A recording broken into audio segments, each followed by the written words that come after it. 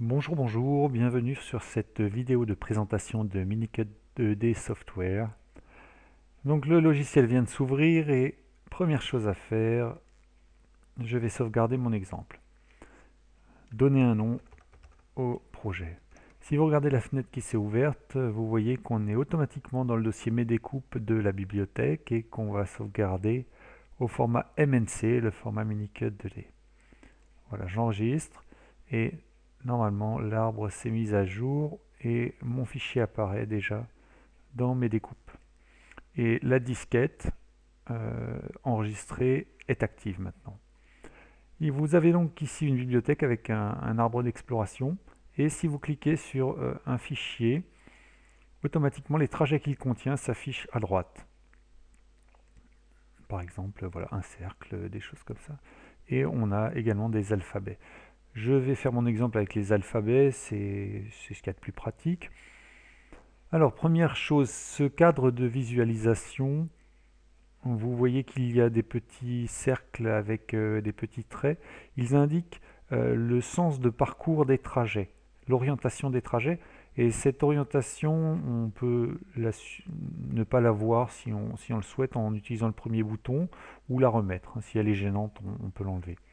Alors pourquoi est-ce qu'on la met? Parce que elle est importante, puisque c'est le sens dans lequel le fil va parcourir le trajet, et aussi parce que dans certains cas de figure, l'ouverture du trajet peut créer son inversion ou sa mise en miroir. Donc on a en dessous deux boutons qui permettent de corriger ça. Donc voilà un premier bouton qui permet d'inverser l'orientation et un deuxième bouton qui permet la mise en miroir.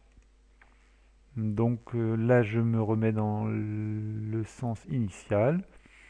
J'enlève l'orientation parce que c'est bon. Et je vais commencer mon exemple. Pour en finir avec ce cadre, on peut indiquer également que donc la sélection se fait quand la lettre est en surbrillance bleue et que les lettres peuvent être, enfin les trajets, c'est pas forcément des lettres, les trajets peuvent être déplacés. Par exemple, si je vais dans éléments, voilà, j'ai des éléments géométriques, je peux le déplacer, un élément. Alors c'est intéressant quand il y a superposition de trajets et qu'on a du mal à sélectionner une lettre. Par exemple, là, vous voyez, il y a deux choses l'une au-dessus de l'autre, on n'arrive pas bien à voir, alors on en bouge une et on arrive mieux à sélectionner l'autre. Voilà à quoi ça sert. Pour transférer un trajet dans le bloc qui est en bas, on peut procéder de deux façons, soit tout simplement par un glisser-déposer, je glisse, je dépose, soit par double-clic. Si je double-clique, voilà, alors lorsqu'il y a double-clic, il y a alignement automatique en prime. Je vais annuler ce que je viens de faire. Voilà. Comme je fais du lettrage, j'ai un bloc par défaut qui est de 200 par 240, c'est un peu élevé, je vais le diminuer. Donc je me mets dans la case en bas à gauche et je corrige, je vais mettre 10 cm, ça fait 100 mm. Voilà. Au passage, on revoit qu'il y a ici indiqué les dimensions maximales à ne pas dépasser qui dépendent tout simplement des limites physiques de la machine. Voilà mon bloc en bleu. En pointillé, c'est la zone de travail, c'est-à-dire la dimension maximale que la machine peut découper. Si on dépasse cette zone, ce qui est à l'extérieur ne sera pas découpé. La petite loupe me permet de zoomer sur le bloc. Maintenant, je vais commencer à écrire. Allez, Fred. F, R, E, D. Je vais maintenant vous montrer les outils de déplacement et de modification. Par défaut, à l'ouverture, le curseur représente l'outil de déplacement. C'est d'ailleurs lui qui est dans la boîte à outils, qui est enfoncé. Je peux m'en servir directement, c'est-à-dire je clique sur un trajet, je tire, je déplace. Je clique, je tire, je déplace. Mais je peux aussi faire une sélection multiple tout simplement en cliquant à côté d'un trajet et en faisant un cadre. Voilà. Je peux prendre tout mon mot. Ensuite, il me suffit de recliquer à l'intérieur de mon cadre et là, je peux déplacer ma sélection. Si je veux faire une sélection, par exemple seulement le F et le D, je clique d'abord sur le F, ensuite je maintiens la touche CTRL enfoncée et le curseur change, plus moins, je clique sur le D. De la même façon, toujours avec la touche CTRL, je peux réenlever une sélection. Si maintenant je déplace ces deux lettres, elles sont déplacées elles sont déplacées ensemble. Alors, au niveau des couleurs de ce qu'on voit à l'écran, vous avez en noir les trajets, en vert les liaisons entre les différents trajets, qui seront aussi parcourus par le fil, mais qui, elles, sont mobiles, hein, elles changent d'orientation, alors que le trajet, lui, ne se déforme pas quand je fais un mouvement. Vous avez le point rouge avec le petit trait qui correspond au point de départ, et le cercle vert qui correspond au point d'arrivée. Au niveau des outils de visualisation, à droite, vous pouvez afficher les points constitutifs des différents trajets, et vous avez un autre outil qui permet de mettre un trajet sur deux d'une couleur différente. Alors pour le moment, ça n'a pas tellement d'utilité, on le verra tout à l'heure. Donc là, par exemple, le F en noir, le suivant, c'est le R en rouge, noir, rouge, etc. S'ils sont sélectionnés, c'est pareil, les couleurs sont différentes, bleu foncé, bleu clair, bleu foncé, bleu clair. Les trois outils principaux qui sont l'outil de déplacement, l'outil de rotation et l'outil d'étirement permettent tous les trois la sélection.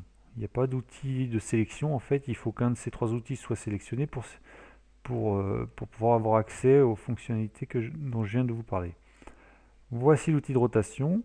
Donc si je sélectionne un seul profil et que je clique, un seul trajet et que je clique dedans, dans le cadre de sélection, vous avez accès à la rotation.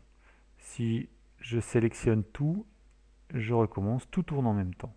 Et regardez en bas à gauche, j'ai l'angle qui varie en même temps que la figure tourne. Donc je peux très bien faire rentrer une valeur manuellement, par exemple 90 degrés. De la même façon, l'outil d'étirement, je vais sur les poignets, je peux étirer. Avec CTRL, je peux faire, je tourne par rapport au milieu. Avec Shift, je reste proportionnel. Si je prends les deux, c'est la même chose, etc. En bas, j'ai des indications qui me rappellent quelles sont les touches à utiliser. Et toujours en bas à droite, j'ai la dimension de ma sélection. Donc ça, c'est parfois très utile. Donc je vais supprimer tout ça et je vais recommencer avec Fred pour regarder les autres outils. Voilà. Alors imaginons que j'ai ce projet au milieu. Le problème, c'est que pour le moment, il est un peu petit.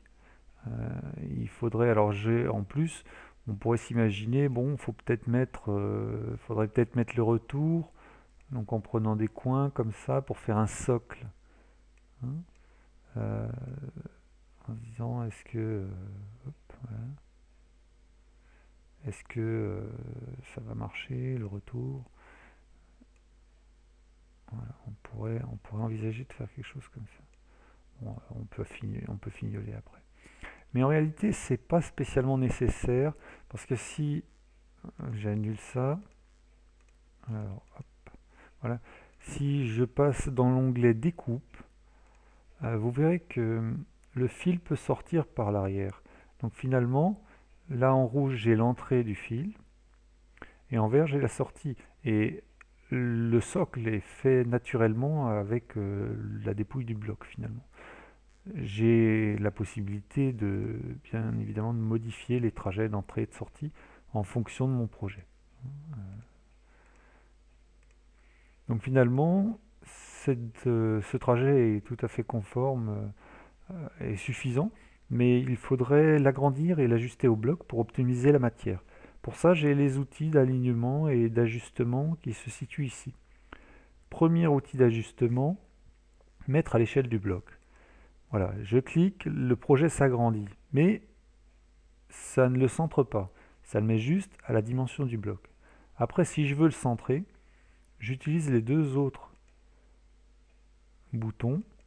Voilà, un ajustement horizontal, un ajustement vertical. Alors il faut faire attention parce qu'ils restent enfoncés, donc ils sont toujours actifs. Ça veut dire que si je bouge, hop, tout est modifié à chaque fois en fonction de ces boutons. Si je veux pouvoir bouger sans que ça se modifie, il faut que je relève les boutons.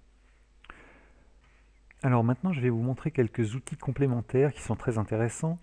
Tout d'abord, tout simplement l'outil mesurer, qui permet de savoir par exemple quelle est la distance qui reste entre le bord du bloc et une lettre. Alors le segment qui s'affiche sur la figure indique 30,4, ça c'est en diagonale, mais en bas, dans la barre du bas, on a aussi la dimension suivant X et suivant Y, donc horizontale et verticale.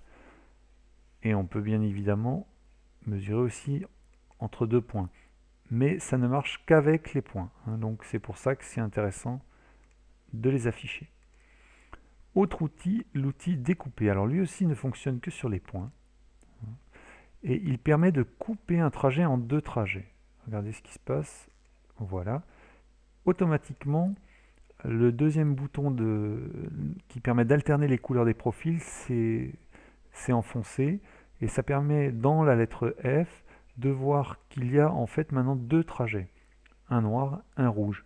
Donc si je prends le noir et que je le déplace, hein, ce n'est plus toute la lettre qui se déplace, mais seulement un morceau. Alors ça, c'est très intéressant, par exemple, pour faire un quart de cercle à partir d'un cercle. Alors, dernière présentation, les 4 outils restants. Pour ceci, je vais recommencer. Je vais enlever ça. Et on va recommencer avec Fred.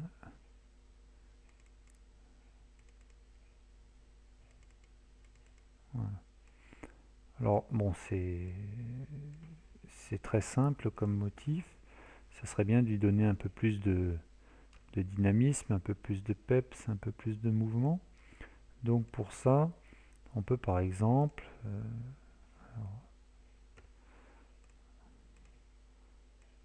orienter les lettres.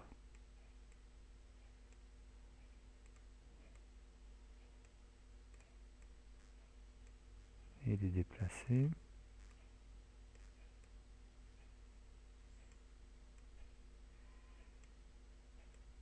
Mais le problème, c'est que les segments reliant les lettres sont très rectilignes. Et donc il faudrait ajouter des points. Pour ça, on va utiliser l'outil d'insertion de points. Donc le programme va chercher tous les trajets qui sont consécutifs et va insérer des points. Donc là, comme ils sont tous consécutifs, il va y avoir 3 points qui seront insérés. Les voilà. Et maintenant, je les sélectionne, je les sélectionne l'un après l'autre. Et je peux arrondir mon trajet.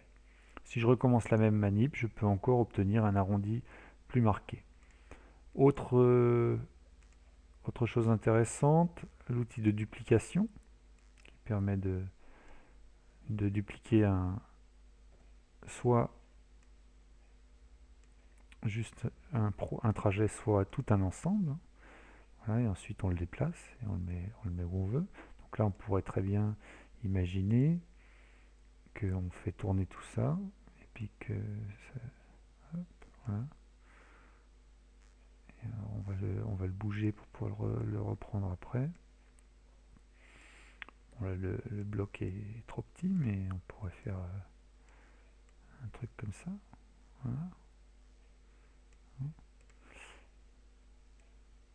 Il y a un autre outil qui est l'outil miroir, qui permet de mettre dans l'autre sens. Et si le fil ne va pas dans le bon sens, on peut aussi inverser le sens du fil. Voilà pour ces outils. Les outils suivants sont des outils d'alignement qui sont assez classiques, alignés en haut. Par exemple, hop, tout se colle en haut. Aligné à gauche, tout se colle à gauche. Enfin, tout ce qui est sélectionné se colle à gauche. Voilà. Voilà pour cette présentation et ce logiciel qui... Alors on peut aussi faire ça, pof, voilà. Comme vous le voyez, c'est très intuitif, très simple d'utilisation. À bientôt!